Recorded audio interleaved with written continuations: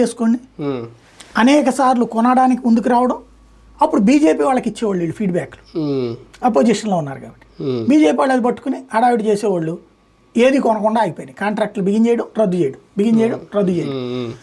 అదే రఫేల్ ఇష్యూలోకి వచ్చేటప్పుడు అందుకని G2G ఒప్పందం కుదుర్చుకున్నారు, అంటే ప్రభుత్వంతోనే ఒప్పందం. కానీ దాన్ని అమెరికన్ ల్యాబీ కొట్టింది, రష్యన్ ల్యాబీ కొట్టింది. ఎందుకు? ఫ్రాన్స్ వాడి దగ్గర కొంటున్నాం మనం. అది ఫ్రాన్స్ మళ్ళీ యూరోపియన్లో భాగస్వామి, కానీ ఫ్రాన్స్ దగ్గర కంటే నా దగ్గర కొనాలి కదా నువ్వు. నేను F-16 ఇస్తానంటే వద్దని నువ్వు రఫేల్ కొంటావేంటి? ఈ దీంతో దెబ్బకొట్టే ప్రయత్నం చేశారు. అప్పుడు చేసింది అమెరికానే, చైనా కలిసి. ఇప్పుడు చేస్తోంది అమెరికా, చైనా కలిసి. పైకి ఇద్దరు బద్ధశత్రువులే, వ్యాపారపరంగా ఇద్దరు జాయింట్గా కొడతారు.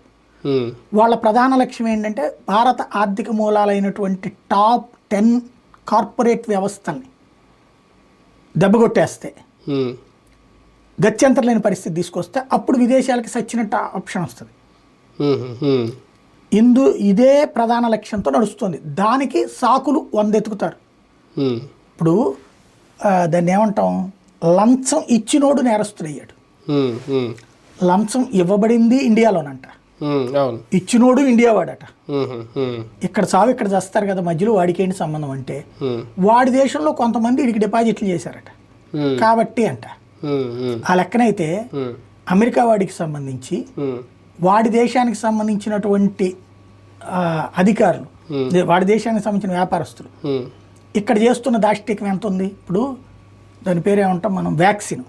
మన వ్యాక్సిన్ 400, ఆడి వ్యాక్సిన్ 2,500. మరి మన ప్రజలను దోచుకుంటున్నారని అమెరికా వాడి మీద కేసు పెట్టచ్చు కదా. ఇంకోటి, ఆ వ్యాక్సిన్ మెదడులో బ్లడ్ క్లాట్ చేసే ఇది ఉందని చెప్పి తర్వాత తేలింది. మరి ఆ కారణంగా అమెరికా మీద మనం కేసు పెట్టచ్చుగా, మనం పెట్టలేదు కదా. అంటే వాడి మీదకి మాత్రం మచ్చ రాకూడదు. వాడి కోసం మనం ఎంత త్యాగం చేసామంటే, మన వ్యాక్సిన్ అందరికంటే ఫస్ట్ కనుక్కున్నది మనం, కానీ ఇది అమల్లోకి తేలా. వాడిది ఎంత అయ్యేదాకా ఆగాం 2-3 నెలల పాటు.